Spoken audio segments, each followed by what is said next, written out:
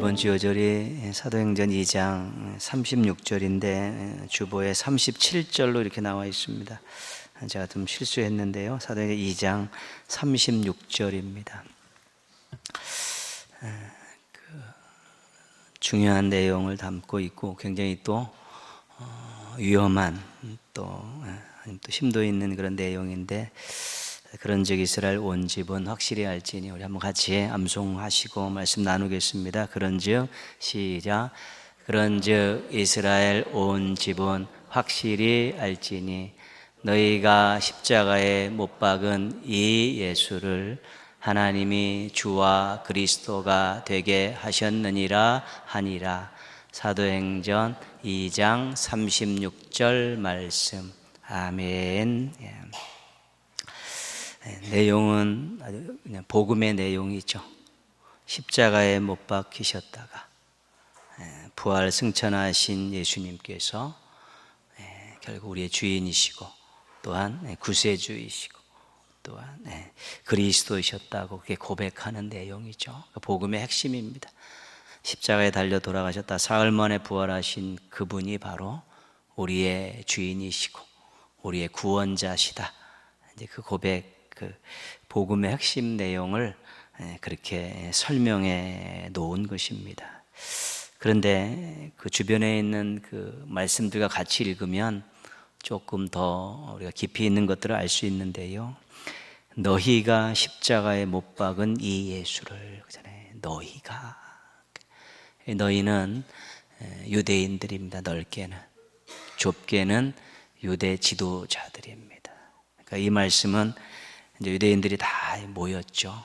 모여 있는 그곳에서 이제 설교를 하는 가운데 나왔던 내용들이죠.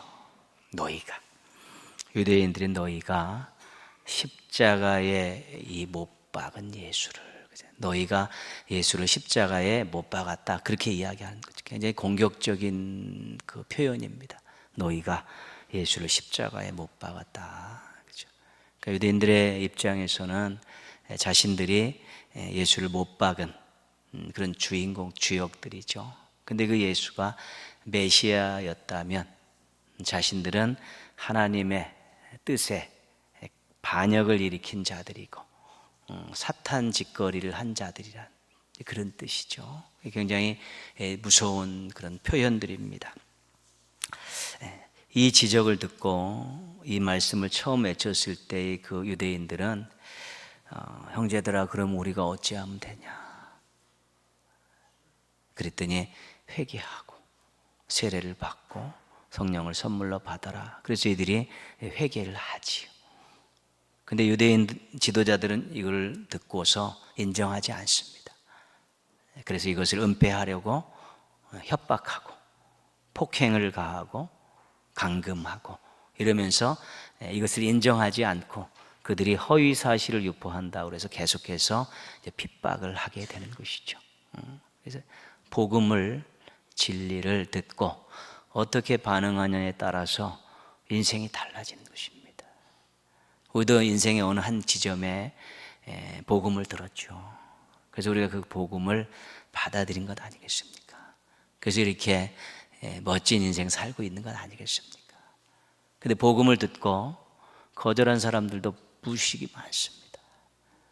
그 진리의 말씀을 무시한 사람들이 지금 이 세상에도 얼마나 많은지 모릅니다. 그냥 그렇게 그런 주님 없는 인생이 행복한 인생이냐, 그렇게 살아가는 사람들도 굉장히 많이 있습니다. 그러나 우리가 말씀에 근거해서 볼 때, 마지막 주님 앞에 섰을 때 어느 인생이 확실한 인생인가가 판가름 나게 되는 것 아니겠습니까? 우리가 그걸 알기 때문에 우리가 복음에 대해, 진리에 대해서 정말로 제대로 된 반응을 했구나, 그것을 듣고 정말 우리가 순종했구나, 거절하지 않고 거부하지 않고 순종했구나, 그것이 감사한 일인 것입니다. 그래서 우리의 인생이 지금 복음을 듣고 진리의 말씀을 듣고 거기에 맞춰서 따라가는 인생이기 때문에 결국은 우리가 가장 행복한 하나님 앞에 설 그날이 반드시 오게 된다는 것, 그것이 우리가 가지고 있는 믿음의 아주 중요한 내용입니다. 그래서 우리는 갈수록 좋아지는 인생입니다.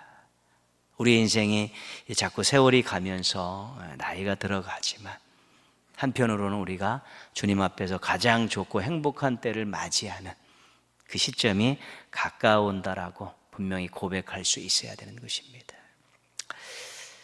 근데 그 다음 말씀은 이렇습니다. 너희가 십자가에 못 박은 예수를 하나님이 주와 그리스도가 되게 하셨느니라. 그렇죠? 너희가 십자가에 못 박은 이 예수를 하나님이 주와 그리스도가 되게 하셨다. 인간들이 아무리 하나님이 하시는 일에 대해서 딴지를 걸고 거기에 대해서 회방을 하고 또 나름대로 적대할지라도 이를 이루시는 분은 하나님이시라는 것입니다. 이제 까불지 말라는 것입니다. 너희가 하나님의 구원 사역 뜻에 반하는 짓을 했지만 하나님이 그 일을 통해서 그것을 완전히 뒤집히는 일들을 통해서 그분이 바로 구원자이심을 세상에 확인시켜 주셨다는 것입니다. 결국은 하나님이 하셨습니다라고 고백하는 것입니다. 인간들이 이렇게 했지만 하나님께서 이렇게 하셨다. 그죠? 그러니까 짓고 까불어 봤자 하나님께서 역사하시면 잽이 안 되는 것입니다. 인간들이 이렇게 저질러 놨지만 하나님께서 만지시고 수습하시면 깔끔하게 정리되는 것입니다. 그래서 누구 편에 서야 됩니까? 하나님 편에 서야 되는 것입니다. 아무리 세상에서 힘을 쓰고 나름대로 수완이 좋다 할지라도 하나님께서 그것을 인정하지 않으시면 하나님 앞에서 무릎 꿇을 수밖에 없는 존재입니다. 그래서 우리가 어떻게 하면 하나님 편에 설까? 어떻게 하면 하나님 편에 설까? 모든 것들을 다 주관하시고 모든 것들을 다 감당하실 수 있는 하나님의 편에 서서 하나님의 하는 일에 걸림돌이 되지 않고 하나님이 하시는 일에 어떻게든지 참여하고 조금이라도 또한 도우려는 그런 마음들, 그런 태도들이 우리 신앙인들에게 있어서는 굉장히 중요한 것입니다. 그래서 너무 자기 뜻을 앞세우지 마십시오. 너무 자기 뜻을 앞세우다 보면 하나님의 뜻을 거스릴 수가 있게 되는 것입니다. 너무 힘들고 복잡하면 조금 내려놓고 기도하면서 우리 하나님의 뜻을 묻는 게 중요한데요. 그냥 쉬지 않고 자기 뜻을 관철시키려고 나가다 보면 그것이 혹시 하나님 앞에 정면으로 부딪힐 수가 있는 것입니다. 그러면 누가 이깁니까? 하나님이 이기시는 것이죠. 그때 한번 큰 또 좌절을 맛보게 되는 것이기 때문에요. 어떻게 하면 하나님의 뜻을 찾고 어떻게 하면 하나님 편에 설까? 결국 우리가 궁극적으로 고백하는 것이 하나님이 하셨습니다. 그거 아니겠습니까? 그럼 하나님이 하시도록 하나님이 하시는 일에 참여할 기쁨으로 참여할 수 있도록 그런 우리가 귀한 길들을 열어가는 것이 지혜로운 것이고 또 성숙한 신앙인의 모습이 되는 것입니다. 하나님이 하시는 그 일에 대해서 또 협력자가 되기 위해서 또 그 거룩한 일에 행복한 일에 참여하기 위해서 늘 하나님의 뜻을 묻고 또 하나님의 편에 서려고 노력하는 우리 신실한 종들 되시기를 주님의 이름으로 부탁드리겠습니다. 오늘 말씀은 그 아브라함 말씀 가운데 또 중요한 또 의미가 담겨 있는 말씀이죠. 아브라함이 쉬고 있는데 3명의 사람이 지나갑니다. 그래서 아브라함이 그 3명의 사람을 영접하지요. 그 영접하는 내용이 앞입니다. 율법에요, 고아와 과부와 나그네에 대해서 하나님께서 관심이 많으십니다. 반드시 외면하지 말고 도우라는 것입니다. 고아, 과부, 나그네는 그 시대에 있어서는 정말로 일용할 양식을 자칫 잘못하면 얻지 못하는 그런 위치에 있는 사람들이기 때문에 늘 살피고 일용할 양식이 떨어지지 않도록 배려하는 그러한 많은 법들이 율법 속에 존속하고 있습니다. 그 나그네에 대해서는 특별히 영접하는 것이 굉장히 중요한 것입니다. 사사기 19장에 가보면 그 레위인이 이제 이 바람난 그 아내를 그 처갓집에 가가지고 그죠? 가서 잘 달래가지고 데리고 오는 일이 있습니다. 데리고 오다가 기브아라는 곳에 이제 그 성읍에 도착하지요. 근데 거기에 어떤 말씀이 나와 있냐면요. 기브아에 유숙하려고 그리로 돌아 들어가서 성읍 넓은 거리에 앉아 있으나 그들을 집으로 영접하여 유숙하게 하는 자가 없었더라. 그 기브아의 그 중심에 넓은 곳에 앉아 있습니다. 그러면 누군가 이 나그네들을 영접해서 대접을 해야 되는 것입니다. 그게 율법을 알고 있고 하나님의 뜻을 알고 있는 사람들이 해야 될 일입니다. 그러니까 사사시대가 어떤 시대인가를 가르쳐주는 하나의 중요한 단서입니다. 사사시대의 첫 번째 중요한 그 시대적인 내용은 하나님을 왕으로 모시지 않는 시대입니다. 또 한 가지는 뭐냐면 하나님의 뜻이 무시당하는 시대입니다. 사사시대는요, 하나님을 왕으로 모시지 않고 하나님의 뜻을 무시하는 그런 시대가 사사시대죠. 사사시대가 엄청나게 암흑시대입니다. 그래서 하나님의 뜻이 무시당하죠. 하나님의 뜻에 순종하는 사람들이 눈 씻고 찾아봐도 없는 것입니다. 그런 일들이 있는 것이죠. 근데 아브라함이 이들을 세워서 시원한 나무 그늘에 앉아서 내가 발 씻을 물을 줄 테니까 좀 씻고 쉬십시오. 그리고 본인이 떡을 만들게 하고 이렇게 송아지 고기를 만들게 하고 엉긴 젖과 우유를 가지고 그 나무 그늘에다가 떡 한 상을 차려놓고 좀 쉬었다가 먹고 재충전해서 그리고 떠나가라고 그렇게 이제 요구를 합니다. 대접을 잘 받은 이 사람들이 오늘 10절 말씀 한번 보시면요, 10절 말씀에 선물을 하나 주고 가죠. 10절 같이 읽겠습니다. 그가 이르시되 내년 이맘때 내가 반드시 내게로 돌아오리니 내 아내 사라에게 아들이 있으리라 하시니 사라가 그 뒤에 장막문에서 들었더라. 그렇죠?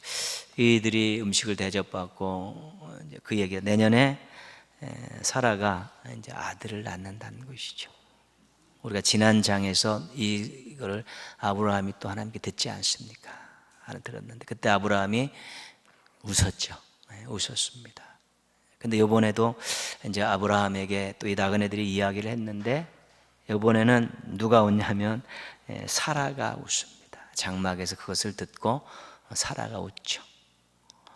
내 몸은 내가 아는데 내가 노쇠했고 내 남편은 나보다 나이가 10살이나 많은데 그도 연로했는데 무슨 내년에 아들을 낳는다는 것이냐. 그러면서 사라가 이제는 웃는 그런 모습 나와 있죠. 충분히 공감할 수 있는 내용이죠.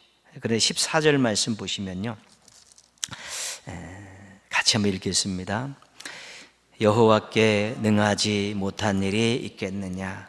기한이 이를 때에 내가 내게로 돌아오리니 사라에게 아들이 있으리라. 거기 굉장히 강한 일침을 가하는 말씀이 있죠. 여호와께 능하지 못한 일이 있겠느냐. 아브라함과 사라가 왜 웃었습니까? 못 믿으니까. 못 믿으니까. 어떻게 연로한 우리 부부에게 아들이 날 수 있겠습니까? 생산력이 다 끊어졌는데 어떻게 날 수 있습니까? 라는 자신들의 생각을 가지고 그 얘기를 들으니까 피식 웃음이 난 것이죠. 그랬더니 그 사람들이 여호와께 능하지 못한 일이 있겠느냐. 뒤집어서 말씀드리면 그렇게 믿음이 없느냐, 그런 뜻입니다. 하나님의 전능하심을 믿지 못하느냐, 그렇게 말씀하는 거죠. 웃음으로 반응했다 아브라함과 사라가 아주 뜨끔하는 소리를 들은 것입니다. 아브라함은 고향과 친척과 아버지의 집을 떠나라는 그 명령을 받고 믿음으로 떠났습니다. 그랬죠. 그리고 너에게 땅과 후손을 주겠다는 그 약속을 지금도 믿고 있습니다. 아브라함 틀림없습니다. 그 사실은 분명합니다. 이 내용을 아브라함은 분명히 믿고 있습니다. 그런데 방법은 믿지 못하는 것입니다.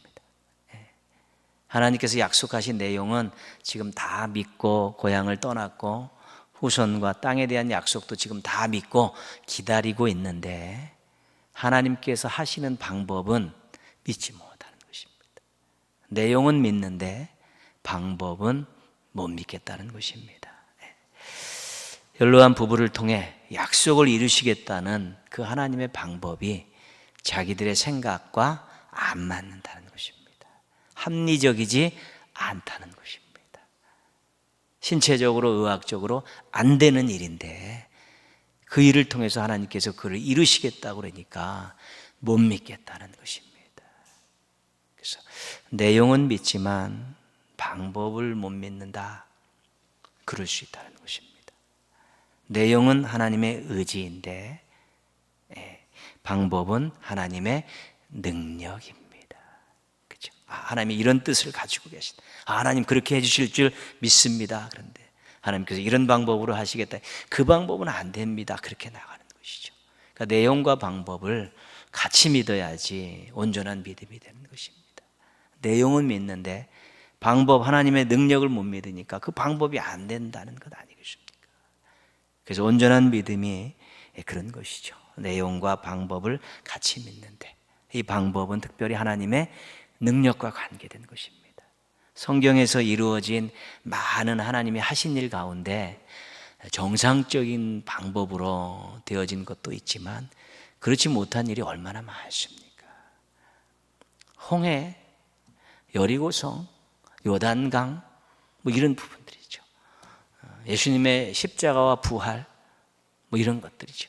우리가 믿음으로 알고 있는 모든 것들이 우리가 생각하는 합리적이고 또 상식적인 그런 방법으로 되어진 일들이 아니라는 것입니다. 하나님만이 하실 수 있는, 하나님이시기 때문에 하실 수 있는 그런 방법을 동원하셔서 얼마나 하셨습니까? 많은 전쟁들이 나오지 않습니까? 성경에 나오는 전쟁의 역사는 엄청납니다. 구약엔 전쟁이 굉장히 많지요. 그 전쟁을 승리하게 하시는 그 방법들이 무기가 많아서 병력이 많아서 뭐 그렇게 해서 승리한 것들이 별로 없습니다. 하나님께 주신 그 방법을 통해서 승리한 것이 많죠. 근데 그것이 군사적인 측면에서 전술학적인 측면에서 그것이 맞느냐? 지금 생각해 보면 안 맞는 것도 많은 것이죠. 그렇지만 그 방법을 사용하지만 하나님의 능력은 그 방법을 통해서라도 얼마든지 이루고자 하시는 일을 이루신다는 것입니다. 그래서 아브라함과 사라는 하나님의 약속의 내용은 충분히 믿고 지금 기다리고 있지만 하나님께서 동원하시고 사용하시겠다는 방법에 대해서는 믿지 못하고 피식 웃은 것입니다. 우리들의 믿음 속에도 행여 그런 것들이 얼마든지 있을 수 있다는 것입니다. 믿습니다. 그런데 이렇게 해서는 안 됩니다. 그럴 수 있다는 것입니다. 그러면 그 믿음은 온전한 믿음이 아니기 때문에 그 이루어지는 것이 자꾸 멀어질 수밖에 없고 더뎌질 수밖에 없게 되는 것이죠. 하나님이 이렇게 이루고자 약속하셨으면 하나님의 방법대로 이루어가시는 것이죠. 때로는 또 기도의 내용 가운데 하나님께서 이렇게 해주셔야 된다라고 이런 방법으로 해주셔야 된다라고 제시할 수도 있습니다. 또는 한편으로는 하나님께서 그것을 이루시는 방법은 우리의 지혜를 넘어서 우리의 생각을 넘는 일들이 있으면 더 사람들로 하여금 하나님을 우러러보게 하고 또 하나님의 그 방법을 통해서 더 하나님의 위대하신 분임을 알게 할 수도 있는 것 아니겠습니까? 정해진 그 방법, 인간의 그 생각 안에 갇혀진 그 방법대로 이루어지기도 하지만 그 외에 수많은 방법으로도 하나님은 하실 수 있는 능력을 갖고 계시다는 사실을 우리가 늘 신뢰하고 또 기다리고 따라갈 수 있어야 되는 것입니다. 내용과 방법, 이 두 가지를 다 아우를 수 있는 우리가 속이 꽉 차고 또 온전한 그런 믿음들을 잘 준비하셔서 하나님의 기가 막힌 방법들을 눈으로 목격하고 또 간증하며 사시는 행복한 종들 되시기를 주님의 이름으로 축복합니다. 이 대접받은 사람들이 누군가 하면 소돔을 향해 가는 심판자들이었습니다. 17절 말씀 보시면 이런 말을 하죠. 그들이 17절 말씀 보시면 이제 그들과 함께 나가다가 여호와께서 이런 말씀을 하십니다. 같이 읽겠습니다. 17절 여호와께서 이르시되 내가 하려는 것을 아브라함에게 숨기겠느냐. 하나님께서 내가 지금 무언가를 하려고 하는데 아브라함에게 얘기해 줘야 되지 않느냐 그런 거 아니겠습니까? 말씀 안 하셔도 뭐라 그럴 사람 아무도 없는 일입니다. 근데 하나님께서 내가 하려고 하는 이 일을 아브라함에게는 좀 얘기해 줘야겠다. 그렇게 지금 말씀하고 계신 것이죠. 그 하나님께서 하시고자 하신 일이 우리 20절, 21절입니다. 같이 한번 읽겠습니다. 여호와께서 또 이르시되 소돔과 고모라에 대한 부르짖음이 크고 그 죄악이 심히 무거우니 내가 이제 내려가서 그 모든 행한 것이 과연 내게 들린 부르짖음과 같은지 그렇지 않은지 내가 보고 알려 하노라. 소돔에서 하나님으로부터 들려오는 많은 부르짖음이 있어서 하나님께서 사자들을 보내셔서 그것이 그 부르짖음이 맞다면 심판하시겠다는 것입니다. 근데 그 소돔과 고모라에 대한 심판을 누구에게 이야기하겠다는 겁니까? 지금 아브라함에게는 얘기해 줘야겠다는 것입니다. 뭐 그게 자상하신 것 아니겠습니까? 하나님께서 아브라함을 인정하고 계신 것이지요. 하나님이 아브라함을 어떻게 생각하고 계신가? 우리 이사야 41장 8절 말씀 한번 잠깐 보겠습니다. 이사야 41장 8절. 이사야 41장 8절입니다.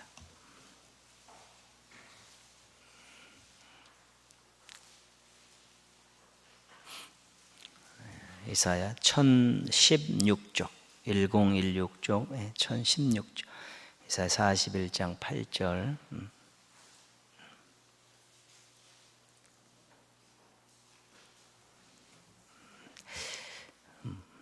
그냥 호칭에 대한 내용인데 뭐 굉장히 중요하죠. 41장 8절 우리 같이 한번 읽겠습니다. 그러나 나의 종 너 이스라엘아 내가 택한 야곱아 나의 벗 아브라함 자손아. 그렇죠. 하나님 아브라함 앞에는 뭐가 붙어 있습니까? 나의 벗 이렇게 붙어 있죠. 벗이 뭡니까? 벗 친구 아니에요? 친구. 친구죠. 나의 벗 아브라함. 이런 호칭을 듣는 것만큼 행복한 일이 어디 있겠습니까? 파격적인 호칭이죠. 그렇습니다.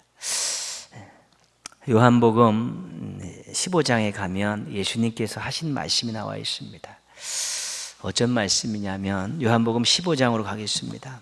요 연관된 말씀이기 때문에 우리가 이 말씀을 또 보면 아브라함과 관계된 일들을 조금 이해하기가 쉽습니다. 요한복음 15장 14절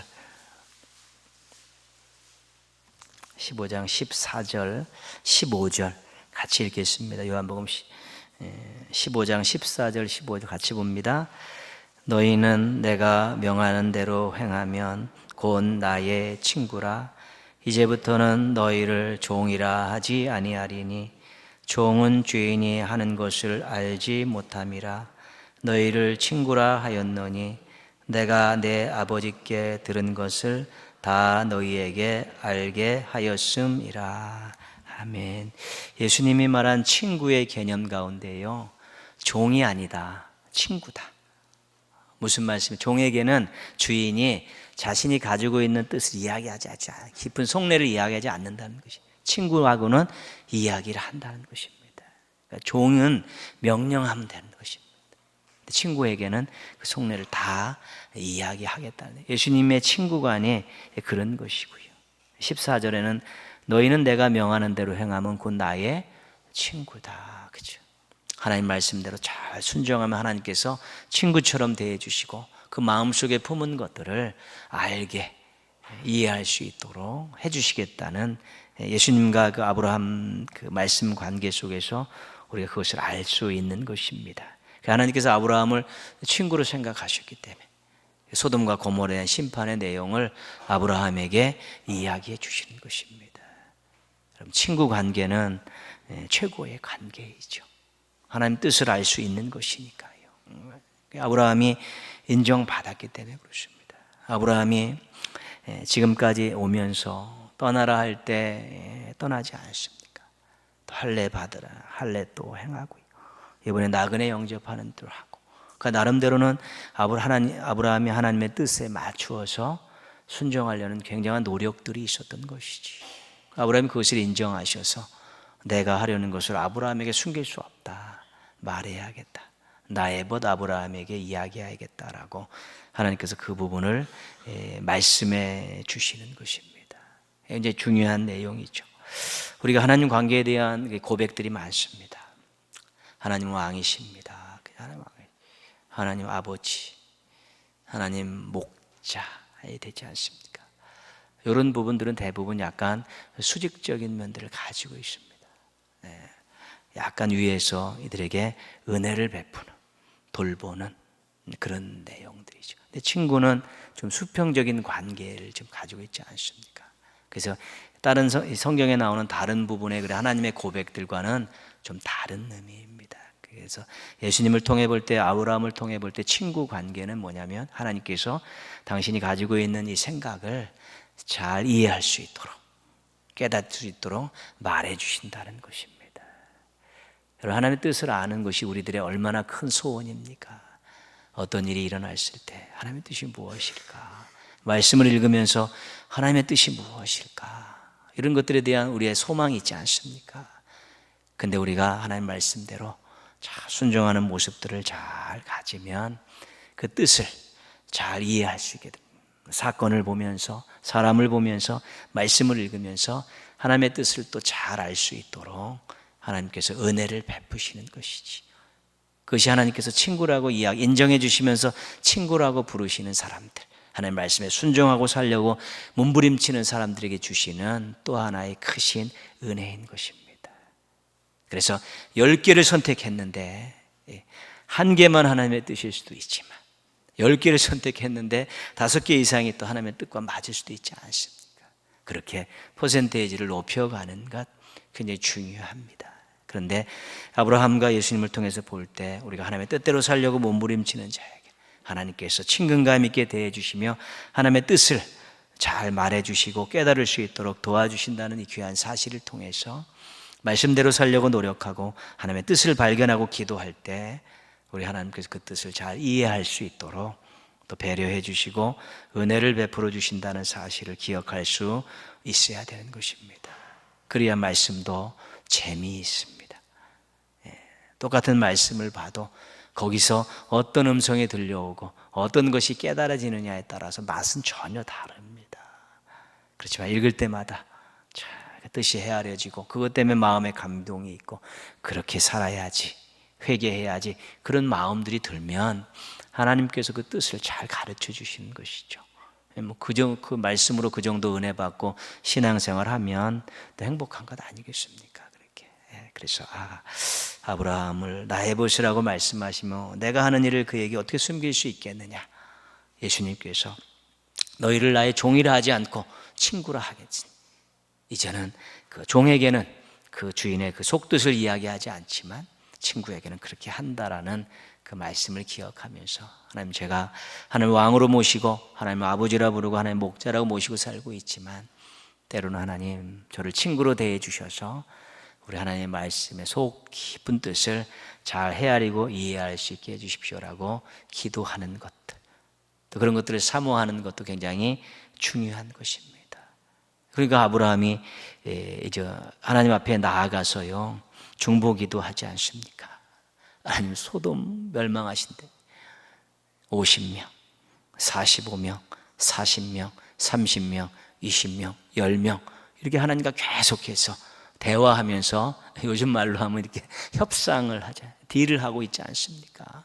근데 하나님께서 그것을 6분이나 되는 것을 다 받아주시면서 당신의 뜻을 자꾸 내려가지가 않습니까? 그 얼마나 그 관계가 아름답습니까, 여러분? 지금 아브라함과 하나님이 그 소돔의 멸망을 놓고 서로 이렇게 대화를 하는데 아브라함이 50명, 45명이요, 40명이요 계속 그러는데 하나님께서 그래, 그럼 내가 그렇게 하겠다, 그래 내가 그렇게 하겠다라고 하나님이 당신의 기준을 자꾸 낮춰주시는 그 모습을 볼 때 아브라함과 참 하나님께 굉장히 친근감 있는 그런 모습을 우리가 거기서 이제 발견할 수 있게 되는 것이죠. 그래서 아브라함이 나의 벗이라고, 하나님께서 나의 벗이라고 말씀하실 그런 모습들을 우리가 이제 발견할 수 있게 되는 것입니다. 하나님과의 관계가 깊어지면 깊어질수록 하나님의 뜻을 더 잘 헤아릴 수 있고, 하나님의 뜻을 더 잘 헤아리면 우리의 생각이나 언어나 행동에서 하나님의 뜻을 이루어드리는 모습들이 나오기 때문에 성숙한 모습, 하나님께 기쁨을 안겨드리는 모습들을 더 많이 보이며 살아갈 수 있게 되는 것입니다.